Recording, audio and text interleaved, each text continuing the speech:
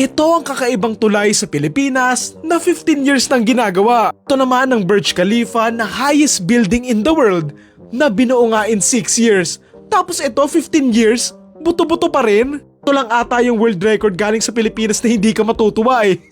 Ano ba yung mga trabahador nito? Nagtatrabaho lang kapag break time?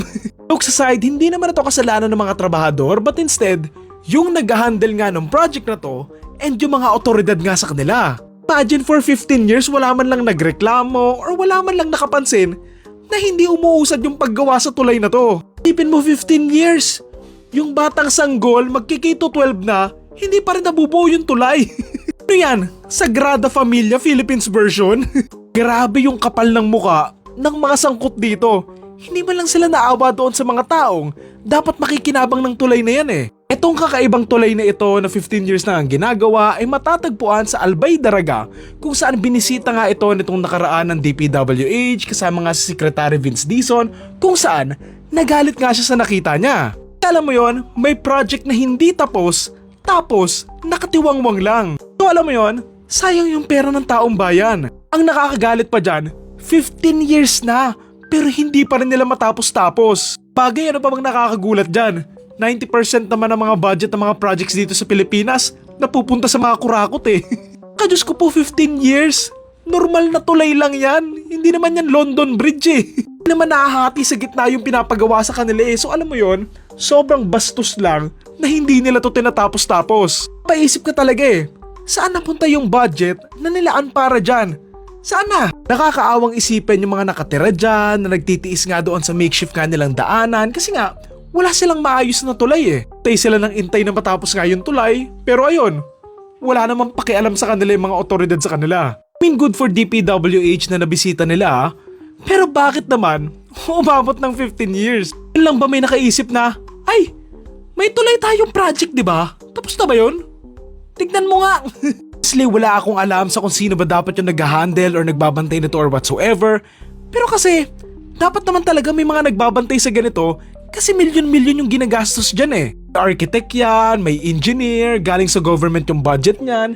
So hindi ba, trabaho naman ng gobyerno na mag-inspection kung nagagamit sa tama yung pera ng taong bayan. Ba tayong katao-tao na mag-check ng weekly, monthly, or yearly man lang? Pat automatic na yan na yung mga project na binibigyan ng budget ay binabantayan nga ng maigi. Hindi ba nakakagalit yon? Kaya nakakabwisit yung ibang mga tao na takang-taka kung bakit galit na galit yung ibang mga tao sa mga kontraktor na korap nga.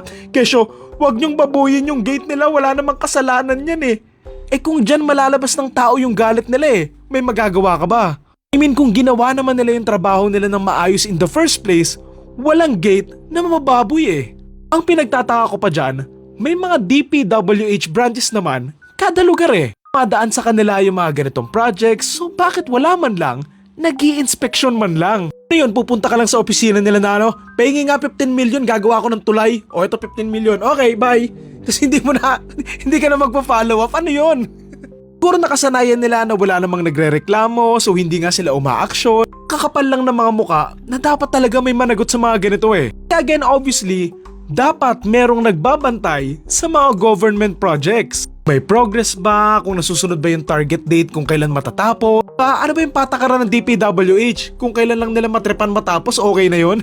Ang dating kasi ng ganito sa DPWH, pwede lang silang hinga ng pera, tapos bigay lang sila ng bigay, tapos hindi naman sila marunong magbantay kung nagagamit ba sa tama or worse, baka sila din mismo yung nagbubulsa ng pera ng bayan.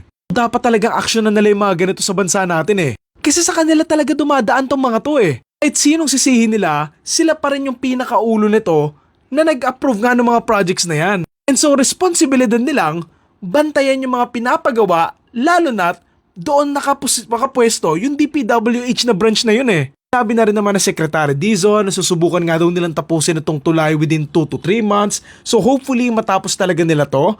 Kasi baka mamaya mauna pang bumaba si Jesus sa langit kaysa magawa tong tulay na to eh. So yun lang. Thank you.